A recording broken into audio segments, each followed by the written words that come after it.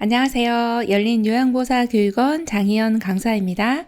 이번 시간엔 요양보호사 국가고시 대비하여 CBT 실전 모의고사 제1회 준비했습니다. 2023년 2월부터 시행되는 CBT 시험에 대비해서 제가 화면을 전면 개편을 했습니다. 시험하고 동일하게 만들어서 모의고사를 준비를 했으니까 함께 보시면서 지필 시험에서 변경된 CBT 시험에 적응도 하시고 또 문제도 푸시면서 시험에 대비해 주시면 좋을 것 같습니다. 우리 열심히 한번 공부해 보겠습니다. 지금부터 보겠습니다. 첫 화면을 한번 보시면 응시번호가 있고 성명이 있고요. 그리고 가운데는 이제 저희가 요양보호사 자격시험 CBT 체험하기라고 되어 있습니다. 우측에 보면 제한 시간과 남은 시간이 표시가 되어 있게 되고요. 그리고 평상시와 다른 것은 지필 시험에는 OMR 카드를 사용을 하게 되는데 CBT 시험은 우측에 답안 표기란이 있어서 1번을 푸실 때요. 만약에 답이 지금 2번이다 그러면 2번을 이렇게 체크를 하시게 되면 우측에도 동일한 번호의 2번이 체크가 됩니다. 그 내용을 다음 화면 보시면서 또 설명을 드리도록 하겠습니다. 자, 1번 노인 부양 문제의 해결 방안은 1번 세대 간의 소통을 줄인다. 2번 사회와 가족이 협력하여 부양한다. 3번 획일적인 노인복지 서비스를 제공한다. 4번 시설 중심의 돌봄 서비스로 개편한다. 5번 부양 책임은 전적으로 장남이 감당한다. 정답은요? 네, 2번입니다. 사회와 가족이 협력하여 부양한다 입니다. 노인 부양 문제가 지금 많이 대두가 되고 있는데 사회만 할 것도 아니고 가족만 할 것도 아니죠. 협력하여 부양하는 내용이 가장 좋은 해결 방안이 되겠고요. 지금처럼 2번을 마우스로 클릭을 하시면 우측에 1번에 2번 이렇게 체크가 바로 동시에 이루어지는 내용을 확인하실 수가 있습니다. 2번 노년기에 나타날 수 있는 특성은 1번 경직성의 감소, 2번 내향성의 감소, 3번 유대감의 감소, 4번 의존성의 감소, 5번 조심성의 감소. 정답 골라볼까요? 3번 유대감의 감소입니다. 자, 노년기에 나타나는 특성, 유대감이 감소가 되죠.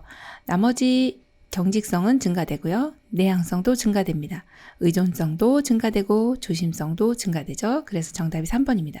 2번도 보시면 2번에 우리가 3번을 마우스로 클릭을 딸깍 하시면 우측에 2번 표기란에 3번이라고 이렇게 동시에 체크가 되는 것을 확인하실 수가 있습니다. 3번 다음 중 노인 장기요양보험급여 대상자는 1번 뇌출혈로 병원에 입원한 55세 여성, 2번 결핵으로 일상생활이 어려운 50세 남성, 3번 혈관성 치매로 일상생활이 어려운 60세 남성, 4번 고혈압이 있고 일상생활이 가능한 65세 여성, 5번 뇌경색에서 회복되어 일상생활이 가능한 70세 남성. 정답 골라볼까요? 3번 혈관성 치매로 일상생활이 어려운 60세 남성입니다. 노인 장기요양보험 급여 대상자는 지금처럼 60세는 안 됐지만 일상생활이 어려우신 분 가운데 혈관성 치매와 같은 뇌졸중이나 치매 혹은 파킨슨 같은 질병은 노인성 질병이라고 합니다. 이런 경우는 65세가 안 되었어도 일상생활이 어려우신 경우는 가능하다 이렇게 보시면 돼요. 그래서 이분은 지금 연령은 안 되셨지만 노인성 질병이면서 일상생활이 어렵기 때문에 조건을 다 갖추셨어요. 그래서 받으실 수가 있고요. 우측에 보시면 또 3번에 3번이라고 이렇게 동시에 체크가 되는 것을 확인하실 수가 있습니다. 4번 노년기 심리적 특성에 해당하는 것으로 옳은 것은 여러 가지 응어리졌던 감정을 해소한다. 실패와 좌절에 담담해져 자아 통합을 가능하게 한다. 1번 내향성의 증가, 2번 조심성의 증가, 3번 경직성의 증가, 4번 생에 대한 회고의 경향, 5번 유산을 남기려는 경향. 정답 골라볼까요? 4번 생에 대한 회고의 경향입니다. 자, 여기에서는 응어리졌던 감정이 해소되고 실패와 좌절에 담담해져 자아 통합을 가능하게 하며 다가오는 죽음을 맞이할 수 있도록 해주는 내용이 바로 생에 대한 회고의 경향이라는 것이죠. 여기서도 보시면 4번에 동일하게 4 이렇게 체크되어 있는 내용을 확인하실 수가 있겠네요. 5번 노인 장기요양 서비스 전달 체계에서 국민건강보험공단의 업무는 1번 장기요양 등급 판정, 2번 장기요양 서비스 제공, 3번 장기요양 서비스 비용 청구, 4번 장기요양 서비스 신청 및 계약, 5번 장기요양 서비스 사업자 설립 신고. 정답은요? 1번 장기요양 등급 판정입니다. 국민건강보험공단, 즉 우리가 이야기하는 공단입니다. 공단에서는 등급을 판정하게 됩니다. 일단 공단 직원이 어르신 댁에 직접 찾아갑니다. 방문을 해서 이제 여러 가지 항목에 대해서 체크를 하게 되고요. 그것을 컴퓨터에 입력을 하게 되면 일단 1차 판정이 나고요. 그리고 최종 판정은 2차 판정으로서 등급판정위원회에서 내려주게 되죠. 그래서 장기요양 등급을 판정하는 것은 공단의 아주 중요한 업무라고 보시면 되겠습니다. 6번 다음에서 설명하는 장기요양보험 급여는 하루 중 일정 시간 동안 대상자를 보호하면서 신체활동을 지원하고 심신기능 향상을 위한 교육, 훈련을 제공함. 1번 방문요양, 2번 방문목욕, 3번 방문간호, 4번 주야간보호, 5번 노인요양시설. 정답 골라볼까요? 정답은요? 네, 4번 주야간 보호입니다. 하루 중 일정 시간이라고 하는 것을 기억해 주시고 일정 시간 동안 대상자를 보호합니다. 또 신체활동 지원하고 교육, 훈련 등도 제공을 하는 것이 바로 주야간 보호입니다. 우리 어르신들이 이제 아침 8시, 9시 이렇게 그 시간에 이제 준비를 하시고 이 주야간보호센터에서 데이케어 센터라고 하죠. 차가 이제 가죠. 모시러 갑니다. 찾아가는 서비스예요. 그래서 어르신 모시고 센터로 갑니다.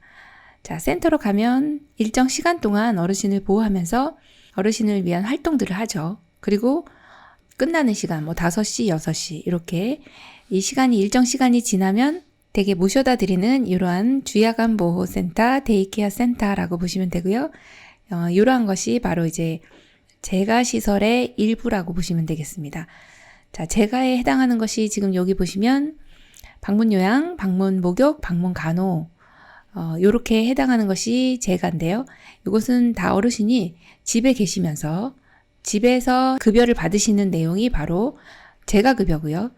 시설급여라고 하면 노인요양시설과 노인요양공동생활가정이 있죠. 이렇게 구분을 해주시면 되겠습니다. 7번 요양보호사가 지켜야 하는 서비스 제공 원칙은 1번 보호자에게 필요한 서비스를 제공한다. 2번 응급상황 시 우선순위에 따라 의료행위를 한다. 3번 대상자의 잔존 능력을 고려하여 서비스를 제공한다. 4번 상태 변화가 있어도 계획대로 서비스를 제공한다. 5번 대상자의 생활 방식을 요양보호사의 기준에 맞춘다. 정답은요? 3번 대상자의 잔존 능력을 고려하여 서비스를 제공한다입니다. 이런 내용 너무 많이 나왔고요. 너무 중요한 내용이죠. 어르신이 가지고 있는 남아있는 능력들을 고려해서 최대한 발휘할 수 있도록 해주시고 이걸 고려해서 서비스를 제공해 주셔야 되는 내용 참 좋습니다. 3번이고요. 8번 노인 장기요양보험 표준 서비스 중 신체활동 지원 서비스에 해당하는 것은 1번 경관영양 돕기, 2번 일상업무 대행, 3번 침대 주변 정리정돈, 4번 신체기능훈련, 5번 세탁물 관리. 정답은요? 1번 경관영양 돕기입니다. 표준 서비스는 여러 항목이 있는데요. 지금 문제 나온 것은 신체활동 지원 서비스입니다. 신체라고 하는 이 단어가 나오면 몸에 직접 하는 활동이에요. 어르신 씻겨드린다든지 혹은 식사를 도움을 드린다든지 하는 내용이죠. 그래서 경관영양이라고 하는 것은 비위관을 통해서 어르신 식사를 돕는 것입니다. 그래서 경관영양 돕기가 신체활동 지원 서비스에 해당이 된다고 보시면 됩니다.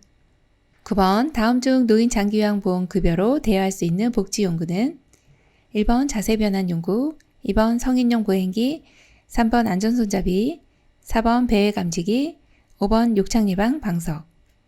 정답 골라볼까요? 4번 배회 감지기입니다. 노인 장기요양보험 급여로 대여할 수 있는 것과 구입할 수 있는 품목이 있는데요.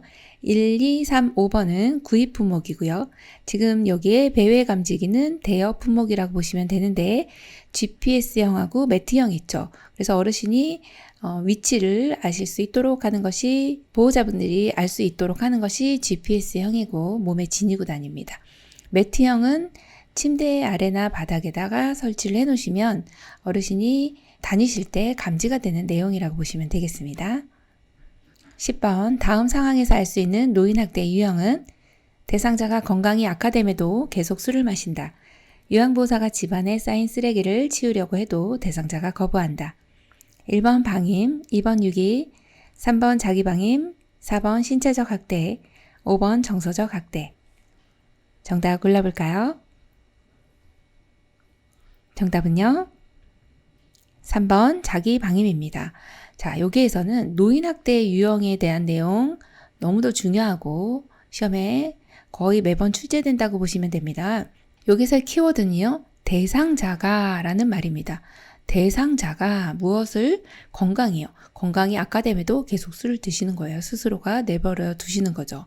또 쓰레기를 치우려 해도 대상자가 거부한다 라고 하는 이 키워드를 기억해 주시면 자기 스스로가 뭔가를 하지 않는다, 자기 스스로를 내버려 둔다 라고 보시는 내용입니다. 그래서 자기방임이라고 체크해 주시면 되고요. 10번까지 문제를 다 잘 풀어주셨네요. 자, 그럼 11번 한번 보겠습니다. 11번 요양보호사가 자신을 법적으로 보호하면서 서비스를 제공하는 방법은 1번 대상자가 학대받는 상황에는 관여하지 않는다. 2번 서비스를 제공할 때는 정해진 원칙과 절차에 따른다. 3번 장기요양 1등급 대상자는 서비스 대상에서 제외한다. 4번 서비스 방법이 확실하지 않을 때는 경험에 따라 제공한다. 5번 서비스 제공 기록지에 대상자와 보호자에게 제공한 내용을 기록한다. 정답은요? 2번 서비스를 제공할 때는 정해진 원칙과 절차에 따른다입니다. 2번 같은 내용은 너무나도 정확한 내용이기 때문에 원리 원칙에 따라주시는 것이 가장 우리 자신을 보호할 수 있는 방법이다 이렇게 보시면 되겠습니다. 12번 요양보호사가 지켜야 할 직업윤리 원칙으로 옳은 것은 1번 추가 서비스에 대해서는 물질적 보상을 요구한다. 2번 동료 요양보호사와 상의하여 대상자를 서로 교체한다. 3번 업무 수행을 위해 지속적으로 지식과 기술을 습득한다. 4번 장기요양 등급을 높게 받는 방법을 가족에게 알려준다. 5번 본인 부담금 면제를 요청받으면 관리 책임자와 상의하여 조정한다. 정답은요? 3번 업무 수행을 위해 지속적으로 지식과 기술을 습득한다입니다. 이 직업윤리 원칙은 출제가 많이 되고 있고요. 그리고 우리 선생님들이 하시는 업무들을 더 잘하시기 위해서는 꾸준히 더 지식적인 부분과 기술적인 부분을 습득하시는 것이 좋겠습니다.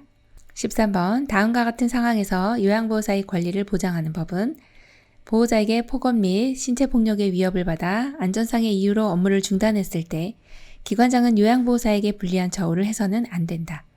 1번 노인복지법, 2번 국민건강보험법, 3번 산업안전보건법, 4번 노인장기요양보험법, 5번 산업재해보상보험법. 정답 골라볼까요? 3번 산업안전보건법입니다. 보호자에게 폭언 또는 신체폭력의 위협을 받아서 업무를 중단했어요. 그러면 우리가 일단 이제 근로자로서 근무를 하다가 내가 지금 보호받아야 되는 입장이죠. 그래서 산업안전보건법은 근로자의 권리를 보장하기 위한 법이다 라고 보시면 됩니다. 정답 3번이고요. 14번 요양보호사가 감염으로부터 자신을 보호할 수 있는 방법은 1번 예방적으로 항생제를 복용한다. 2번 분비물을 만진 후 휴지로 손을 닦는다. 3번 감염 증상이 나타나면 예방접종을 한다. 4번 서비스를 제공할 때마다 멸균 장갑을 착용한다.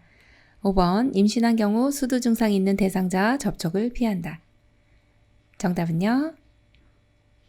5번 임신한 경우 수두 증상이 있는 대상자 접촉을 피한다입니다. 요양보호사님이 임신을 한 경우에 수두나 풍진 같은 감염병이 있는 분들과 접촉을 해서 임신 초기 때 감염이 되면 기형아 출산율이 굉장히 높습니다. 조심하셔야 하고요. 일본처럼 예방적으로 항생제 복용하진 않습니다. 네, 2번도요. 분비물을 만진 다음에는 물가빈으로 손을 씻으셔야 되죠. 3번 같은 경우도 감염 증상이 나타나기 전에 예방접종을 하셔야 되고 4번 같은 경우는 이 멸균 장갑이라고 하는 거는 보통은 수술실에서 혹은 이제 무균수를 적용해야 되는 경우에 멸균 장갑을 착용하게 됩니다. 예를 들어서 이제 출혈이 있을 때 멸균 장갑을 끼실 수 있겠죠. 네, 이런 특별한 경우 드레싱을 한다든지 이런 경우를 제외하고는 굳이 멸균 장갑을 착용하시진 않아도 되거든요. 일회용 장갑을 착용하셔도 됩니다. 그래서 정답이 5번이네요. 15번 다음에서 설명하는 감염성 질환은 구토, 메스꺼움, 오한, 복통, 설사 증상이 있음. 오염된 음식을 섭취하여 발생함. 1번 옴, 2번 결핵, 3번 독감, 4번 머릿니, 5번 노로바이러스 장염. 정답 골라볼까요? 5번 노로바이러스 장염이네요.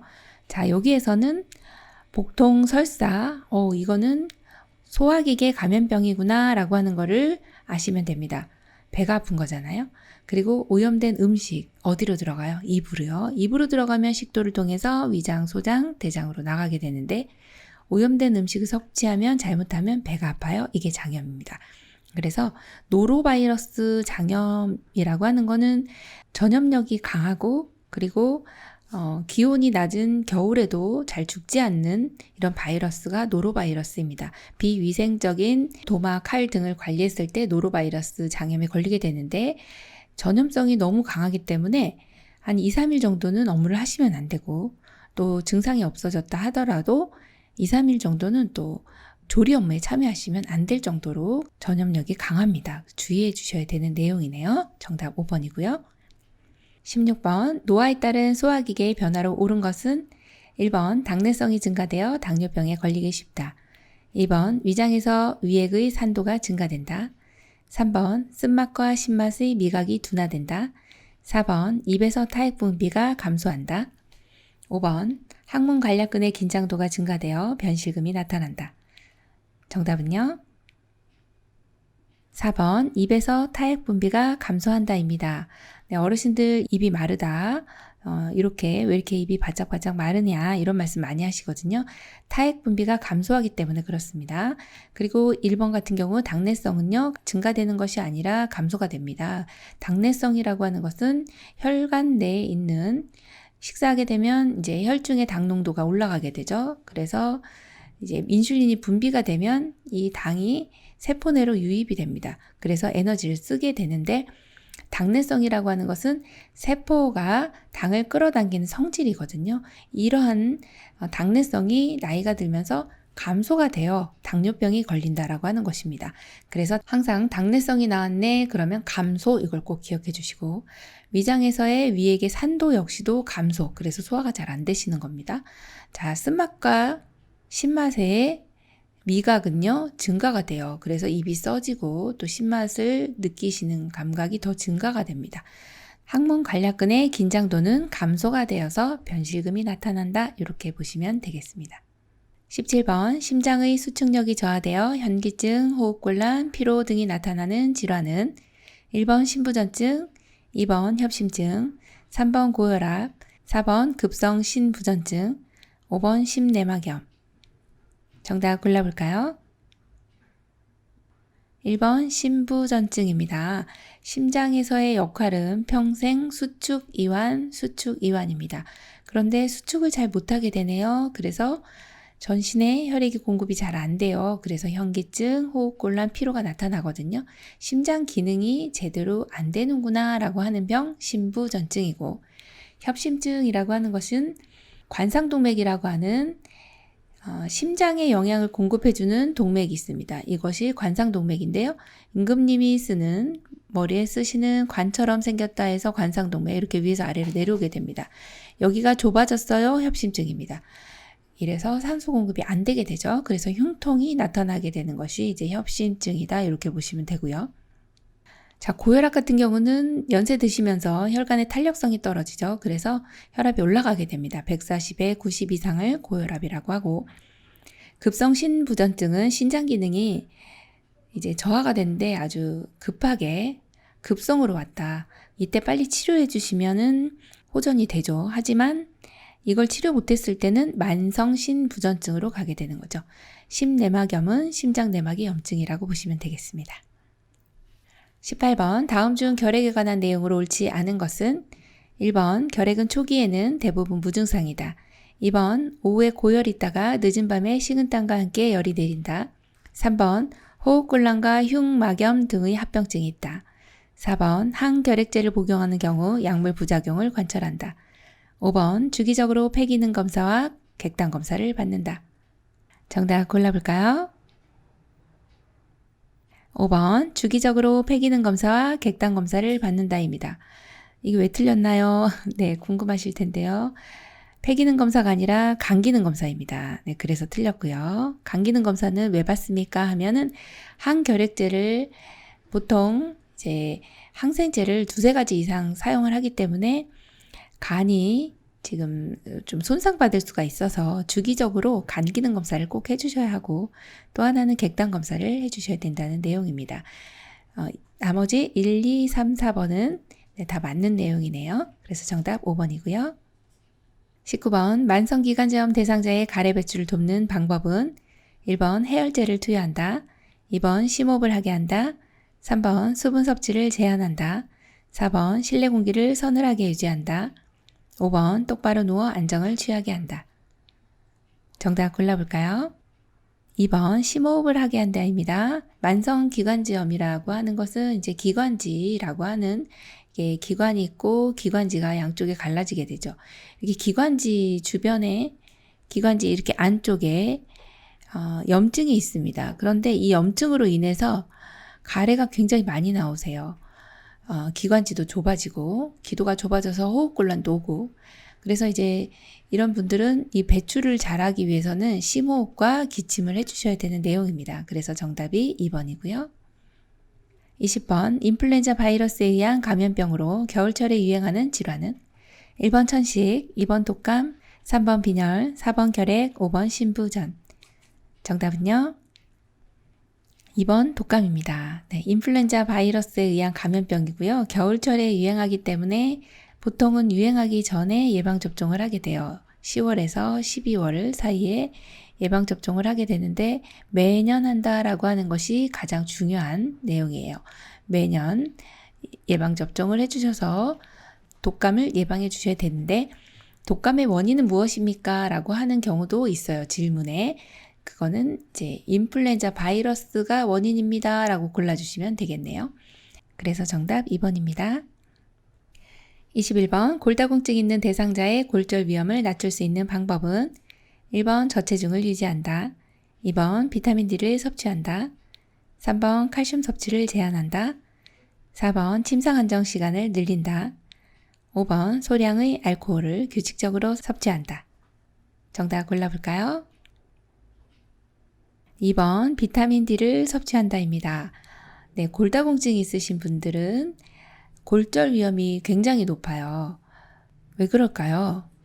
이 뼈라고 하는 것이 칼슘이 채워져 있는데 칼슘만 있는 건 아니고요. 칼슘하고 인하고 같이 있습니다. 그런데 골다공증이 있는 분들은 폐경 이후의 여성분들이 특히나 이 칼슘이라고 하는 무기질, 뼈를 구성하고 있는 이 칼슘이 굉장히 빨리 또 많이 빠져나가게 됩니다. 그래서 골밀도가 낮아지는데 구멍이 이렇게 뚫리기 때문에 골다공증, 뼛속에 구멍이 많이 있는 질병에서 골다공증이라고 하는 것이 명명이 됐고요. 이분들은 그냥 살짝 부딪히기만 해도 골절을 입으실 수가 있기 때문에 가장 좋은 것은 이제 뼈의 골밀도를 높여야 되겠네요. 그러려면 칼슘이 빠져나갔기 때문에 이 원인을 다시 채워주는 거죠. 그래서 칼슘을 넣어주는 것이 가장 중요한데요. 칼슘은 무기질이라 흡수가 정말 안 되기 때문에 흡수율이 낮은데 높일 수 있는 방법이 있다면 좋겠네요. 네, 있습니다. 자, 비타민 D를 같이 섭취를 해주시면 흡수가 잘 된다는 것이죠. 그래서 비타민 D를 섭취해 주시면 골다공증의 골절 위험이 낮아진다. 그렇게 보시면 되겠어요. 그럼 비타민 D는 뭘로 섭취를 하는 게 좋을까요?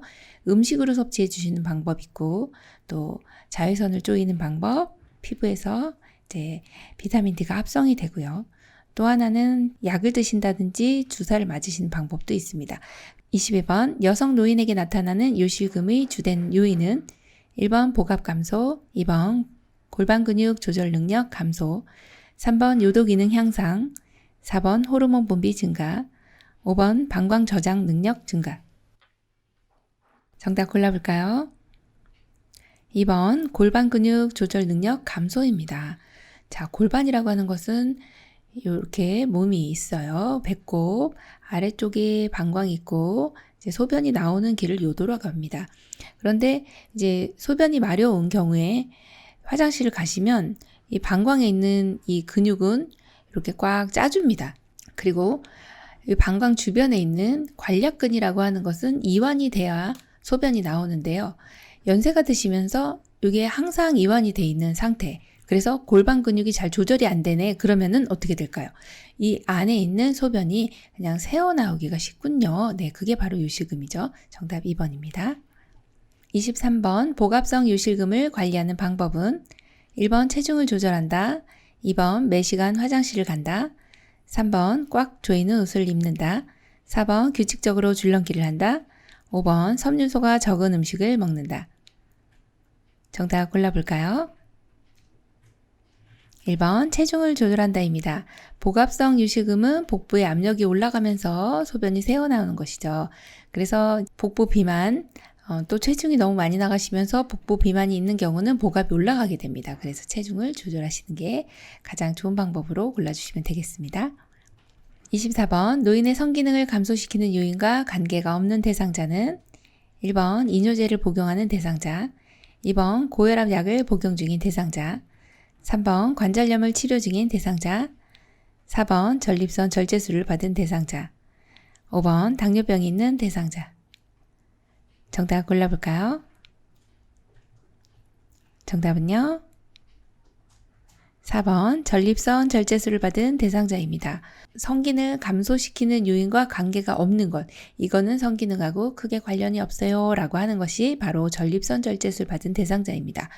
그러면 나머지 이뇨제나 고혈압, 관절염 치료 중인 분, 당뇨병이 있는 대상자는 모두 다 성기능을 감소시키는 요인과 관련이 깊습니다. 그래서 그 내용을 분류해서 기억을 해주시면 되겠습니다. 25번 당뇨병 대상자의 식사 도끼로 옳은 것은 1번 무조건 음식을 줄이거나 제한한다. 2번 저혈당 증상은 어지러움, 식은땀, 배고픔 등이 나타난다. 3번 혈당 지수가 높은 식품 위주로 음식을 섭취한다. 4번 단순 당질은 복합 당질에 비해 혈당을 서서히 올린다. 5번 찐감자, 수박, 늙은 호박 등을 자주 섭취한다. 정답 골라볼까요? 2번 저혈당 증상은 어지러움, 식은땀, 배고픔 등이 나타난다입니다. 이 내용은 너무 중요한 내용인데요. 당뇨 있으신 어르신들, 당뇨병 대상자분들은 쉽게 저혈당이 올 수 있습니다. 그래서 저혈당의 증상을 이렇게 물어보는 경우가 많습니다. 저혈당은 당이 떨어지기 때문에 어지럽고 배고플 때 나타나는 증상이에요. 식은땀이 나고 배고픔이 나타납니다. 이때 이제 저혈당이 온 경우에 우리 신체 부위 중에서 가장 또 손상을 많이 받는 부위가 뇌거든요. 저혈당인 경우에 또 뇌 손상이 올 수 있다. 요거까지도 기억을 해주셔야 되겠어요. 자, 그리고 저혈당이 왔다. 그러면 어떻게 해야 될까요? 당을 드셔주시면 됩니다. 달달한 거, 네, 주스라든지 아니면 단 음료, 설탕물 이런 것들을 드셔주시면 되겠어요. 자, 그래서 1번 같은 경우에 무조건 음식을 줄이거나 제한하진 않죠. 자, 그리고 3번처럼요. 혈당지수 GI라고 하는 것이 55가 넘어가면 이제 높은 식품으로 분류가 되는데요. 혈당지수는 당을 올리는 속도거든요. 그래서 당이 빨리 올라가는 식품, 이것은 이제 당뇨 대상자에게는 적합하지 않은 음식이에요. GI 지수가 낮은 식품 위주로 음식을 드시는 게 좋습니다. 또 하나 4번처럼 단순 당질과 복합 당질에 대한 내용도 좀 알고 계시면 좋은데요. 단순 당질은 당이 하나짜리고요. 복합 당질은 당이 여러 개짜리 이렇게 여러 개로 되어 있는 이게 다당류라고 표현할 수가 있습니다. 단순 당질 같은 경우는 당이 빨리 올라가죠.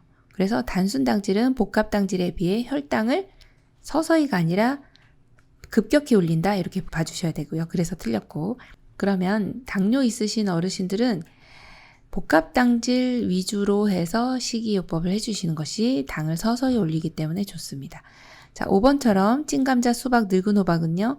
GI 지수가 높은 식품이라 너무 자주 섭취해 주시면 안 되겠습니다. 26번 침상에 누워있는 대상자의 욕창을 예방하는 방법은 1번 6시간마다 체위를 변경한다.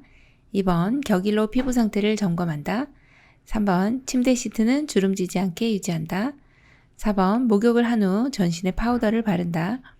5번 물수건을 대주어 피부를 촉촉하게 한다. 정답 골라볼까요? 3번 침대 시트는 주름지지 않게 유지한다입니다. 예, 욕창이라고 하는 거는 압력과 마찰로 인해서 오는 거기 때문에 이렇게 침대가 시트가 주름져 있으면 이제 피부가 접히게 되고 또 순환이 안 되기 때문에 욕창이 잘 생깁니다. 그래서 주름지지 않게 쫙 펴주셔야 하고요. 체위 변경 같은 경우는 6시간마다 하시면 너무 늦어요. 2시간마다 해주셔야 되고 피부 상태는 아침, 저녁으로 꼭 체크를 해주셔야 됩니다. 아침, 저녁으로 체크한다. 기억해 주시고요.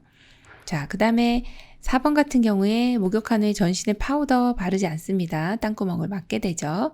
자, 그리고 5번 같은 경우도 이 물수건 같은 경우를 대주면 피부가 무르게 되거든요. 그래서 피부를 좀 보송보송하게 해주셔야 된다. 그렇게 보시면 되겠습니다.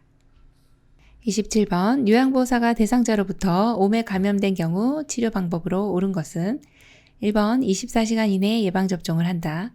2번 가려운 부위에만 옴치료 연고를 바른다. 3번 엑스레이를 찍어 감염 여부를 확인한다. 4번 옴 진드기가 가장 활동적인 낮에 약을 바른다. 5번 요양보호사 동거하는 가족까지 동시에 치료를 받는다. 정답 골라볼까요? 5번 요양보호사와 동거하는 가족까지 동시에 치료를 받는다입니다. 지금 요양보호사가 옴에 감염됐어요. 그래서 가족도 접촉을 한 경우에 같이 치료를 꼭 해주셔야 된다라고 하는 내용 때문에 이제 5번이 정답이고요. 그리고 1번처럼 예방접종은 없죠. 옴 예방접종은 없습니다. 자, 그리고 2번도 중요한데 가려운 부위에만 바르는 것이 아니라 얼굴을 제외한 이 목 아래쪽에 전신에 다 발라주시고요. 그리고서 이제 그 다음날 한번 이제 샤워를 해주시고 그리고서 이제 깨끗한 빨아놓은 새 옷을 이제 입혀주시고 침구도 다시 새 걸로 다 준비를 해주셔야 됩니다. 그리고 일주일에 한 번 더 연고를 발라주시면 되겠어요. 엑스레이를 찍거나 하는 경우는 없죠. 엑스레이는 이제 폐렴이라든지 결핵 같은 경우는 엑스레이를 촬영을 하지만 옴은 엑스레이 찍어서 감염 여부 확인할 수가 없습니다. 4번 같은 경우도 옴 진드기는 언제 활동을 합니까? 그럼 밤에 활동을 해요. 그래서 밤에 약을 바른다. 이 내용으로 골라주시면 됩니다. 28번 다음의 지시에 따른 대상자의 반응으로 확인할 수 있는 질환은 말해보세요. 발음이 정확한지 확인한다. 웃어보세요. 입의 좌우 모양이 대칭인지 확인한다. 걸어보세요. 비틀거리고 한쪽으로 쓰러지는지 확인한다. 정답 골라볼까요? 1번 뇌졸중입니다. 말해보세요. 발음을 보고요. 웃어보세요. 입 좌우 대칭인지 확인하고 걸어보세요. 쓰러지는지 확인하고 또 하나는 양쪽 손을 잡아보는데 양쪽 손을 잡으실 때 한쪽이 힘이 빠지시는 경우들이 있고요. 다리도 마찬가지거든요. 그래서 양쪽이 뭔가 한쪽이 좀 뭔가 다른 쪽과 다르다라고 하는 것을 또 좀 체크해 주시면 좋은데요. 뇌졸중은 이제 뇌경색과 뇌출혈을 일컫는 말입니다.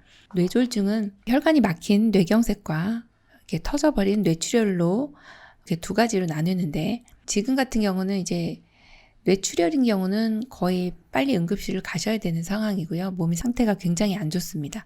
뇌경색 같은 경우는 아주 약하게 오는 경우에 요 사항들을 체크를 해서 이분이 지금 뇌졸중인가 라고 판별할 수 있는 내용들이 요 내용이기 때문에 일단은 체크해 보실 수가 있는 내용이에요.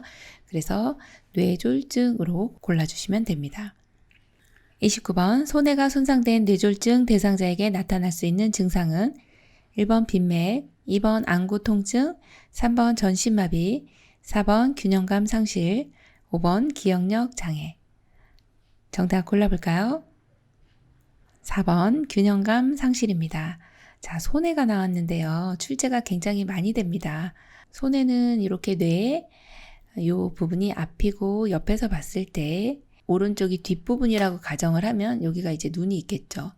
코가 있고 입이 있고. 자, 그러면 이제 이렇게 대뇌가 있고 또 중뇌가 있고 소뇌가 있습니다.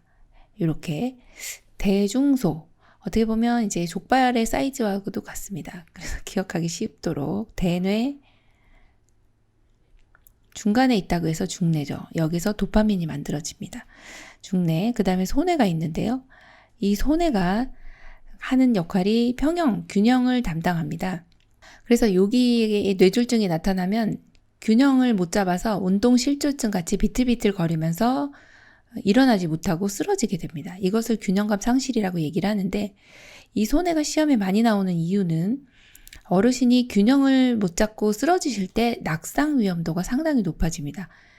그래서 지금 이런 분들은 넘어지지 않도록 주의해 주셔야 되죠. 낙상을 하시게 되면 결국에는 이제 골절을 잃게 되고 와상이 되는 이러한 상황, 결국에는 삶의 질이 확 떨어지게 되는 그런 안 좋은 상황까지 갈 수 있기 때문에 그래도 손해에서 하는 역할을 좀 알아야 되지 않겠느냐라고 해서 시험 문제에 많이 출제를 하게 됩니다. 정답 4번이고요. 30번 노인 대상자에게 권장되는 예방접종에 대한 설명으로 옳은 것은 1번 폐렴구균 매년 1회, 2번 디프테리아 10년마다 1회, 3번 파상풍 5년마다 1회, 4번 대상포진 매년 1회, 5번 결핵 10년마다 1회. 정답 골라볼까요? 2번 디프테리아 10년마다 1회입니다. 자, 노인 대상자에게 권장되는 예방접종은 너무 중요해서 거의 매번 출제됩니다. 출제 빈도라고 하면 이거보다 높은 게 없는 거예요. 네, 매번 출제되니까요. 자, 그래서 예방접종은 무조건 100% 알고 가셔야 하고요. 폐렴구균은 65세 이상이면 한 번만 맞으시면 되고, 디프테리아하고 파상풍이 같이 갑니다. 이것이 이제 10년마다 1회가 되고요. 대상포진은 평생 한 번만 맞으시면 됩니다. 50세 이후에 맞으시는 게 효과가 좋습니다. 자, 결핵 같은 경우는 권장 예방접종이 아니다. 이렇게 보시면 됩니다. 그래서 정답 2번 디프테리아 10년마다 1회입니다. 31번 노인에게 발생할 수 있는 성적 문제에 관한 설명으로 옳은 것은 1번 당뇨병은 발기부전을 일으킨다. 2번 관절염 대상자의 항염증성 약물은 성적 욕구와 관련이 없다. 3번 뇌졸중은 성생활을 불가능하게 한다. 4번 알코올 과다 섭취는 성기능을 향상시킨다. 5번 자궁적출술로 성기능이 변화된다. 정답 골라볼까요? 1번 당뇨병은 발기부전을 일으킨다입니다. 지금 여기 노인에게서 발생할 수 있는 성적 문제에 관한 내용인데요. 당뇨병은 발기부전을 일으키는 게 기정화되어 있는 사실이고요. 자, 여기 이제 노인의 성에 대한 내용이 시험에 자주 출제가 됩니다. 우리나라가 노인의 성에 대해서 너무 터부시하는데 그러지 말아라 라고 하는 의미에서 이제 내는 거죠. 자, 2번 보시면 관절염 대상자는 항염증성 약물이 성적 욕구와 관련이 있습니다. 자, 그리고 뇌졸중은 성생활을 불가능하게 하지 않습니다. 네, 가능합니다. 알코올 과다 섭취는 성기능이 감소되죠. 자, 그런데 자궁적출술로 성기능이 변화되나요? 아닙니다. 변화되지 않습니다. 그래서 성적 문제가 되는 경우 안 되는 경우가 있기 때문에 이거를 분류를 해서 꼭 기억을 해주셔야 되겠네요. 32번 혈압약과 함께 섭취했을 때 혈압을 상승시킬 수 있는 건강기능식품은 1번 인삼, 2번 루테인, 3번 리놀레산, 4번 프로바이오틱스, 5번 오메가3 지방산. 정답 골라볼까요? 1번 인삼입니다. 요게 혈압약과 함께 섭취했을 때 혈압을 상승시킬 수 있는 게 바로 인삼인데요. 인삼이 열이 많은 식품이라 이렇게 알고 계시잖아요. 그래서 혈압도 많이 올라간다. 이렇게 보시면 됩니다. 루테인 같은 경우는 황반을 구성하고 있는 성분이에요. 리놀레산이나 오메가3 지방산 같은 경우는 필수 지방산이라고 해서 우리가 꼭 드셔주셔야 되는 지방산.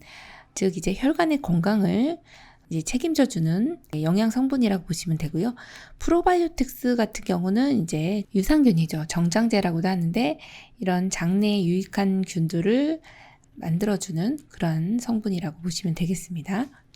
33번 방문 요양 서비스 기록 내용으로 올바른 것은 1번 오전에 물을 많이 마셨다. 2번 점심때 여러 사람이 방문했다. 3번 옆집에 마실 갔다 한참 만에 오셨다. 4번 오후 3시부터 20분 동안 낮잠을 주무셨다. 5번 오랜만에 방문한 며느리와 이야기를 나누었다. 정답은요? 4번 오후 3시부터 20분 동안 낮잠을 주무셨다입니다. 방문 요양 서비스 기록을 하실 때는 육하원 측에 의해서 기록이 된 것인가 라고 하는 걸 체크해 주시면 돼요. 3시부터 20분 동안 낮잠을 주무신 거예요. 네, 너무 정확하게 기록 잘 해주셨네요. 34번 사전연명의료 의향서에 관한 설명으로 옳은 것은 1번 본인이 의식이 없는 경우 가족이 대리로 작성한다. 2번 사전연명의료 의향서를 작성한 후에는 수정할 수 없다. 3번 연명의료 중단 의향을 명시해도 심폐소생술은 시행한다. 4번 17세 청소년이라도 직접 작성하였다면 효력이 발생한다.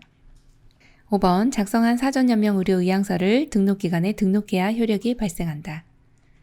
정답 골라볼까요? 정답은요? 5번 작성한 사전연명의료의향서를 등록기관에 등록해야 효력이 발생한다입니다. 네, 사전연명의료의향서라고 하는 것은 내가 죽음을 맞이했을 때, 임종을 맞이했을 때 의미 없이 생명만 연장시키는 시술 등은 하지 않겠습니다. 심폐소생술이나 인공호흡기나 항암제, 투석 이런 것들은 하지 않고 나는 자연적으로 임종을 맞이하고 싶습니다. 죽음을 맞이하고 싶다라고 하는 이런 의향을 밝혀주는 그런 것이 바로 사전연명의료의향서인데요. 이거는 반드시 성인이 작성을 하셔야 합니다. 이게 지금 17세라고 하는 청소년은요, 효력이 없고요. 그래서 4번은 틀렸고 본인이 직접 작성을 해야 됩니다. 그래서 1번도요. 가족이 대리로 하는 게 안 되는 겁니다. 본인이 의식이 없는 경우 가족이 대리, 이런 대리라고 하는 표현이 나오면 안 되는 거고 본인이 직접 작성해야 되고요. 그리고 이제 2번 같이요. 사전연명 의료의향서를 작성했는데 나는 조금 죽음을 맞이할 때 조금 더 살 수도 있는데 괜히 내가 삶을 포기하는 게 아닌가라고 생각하시면 이제 수정을 할 수가 있다라고 하는 거죠. 나는 사전연명 의료의향서 철회하고 싶어요. 그럼 수정이 가능합니다. 그래서 수정할 수 없다라는 내용이 틀린 내용이고 연명 의료 중단을 명시한다면 심폐소생술은 할 수가 없습니다. 라고 보시면 되겠습니다. 35번 치매 대상자가 실변 시 바로 기저귀를 사용하지 않는 이유는 1번 수치심을 느낄 수 있다. 2번 기저귀 비용이 많이 든다. 3번 기저귀의 의존성이 높아진다. 4번 냄새가 많이 난다. 5번 피부 욕창이 발생한다. 정답 골라볼까요? 3번 기저귀의 의존성이 높아진다입니다. 대상자가 실변을 하거나 실금 있을 때 기저귀를 바로 사용하지 않습니다. 왜 그럴까요? 본인이 배뇨 반사, 배변 반사가 있어서 화장실을 가야겠다라고 하는 이런 이제 반사작용들이 감소가 되고 기저귀에 의존하기 때문에 점점 더 본인 스스로가 일을 해결할 수 있는 능력들이 떨어지게 됩니다. 그래서 바로 사용하지 않고 그럼 어떡합니까? 시간에 맞추어서 배뇨 훈련, 배변 훈련을 해주시면 되겠죠. 지금 35번까지 이렇게 풀게 됐는데 시험 보실 때는 뭐 이론 끝났습니다. 이런 게 아니라 그냥 쭉 풀게 됩니다. 이제 제가 편의상 이제 35번까지라고 이렇게 체크를 해드렸는데 여기까지 다 이렇게 체크가 되어 있는 내용을 확인하실 수가 있고 스크롤을 해서 위로 올리고 내리고 해서 내가 안 푼 문제가 있나 이걸 또 확인하실 수가 있습니다. 문제 푸시느라고 수고 많으셨습니다. 열심히 공부하신 만큼 좋은 성적으로 시험에 합격하시길 바랍니다. 열린 요양보사교육원 장희연 강사였습니다. 감사합니다.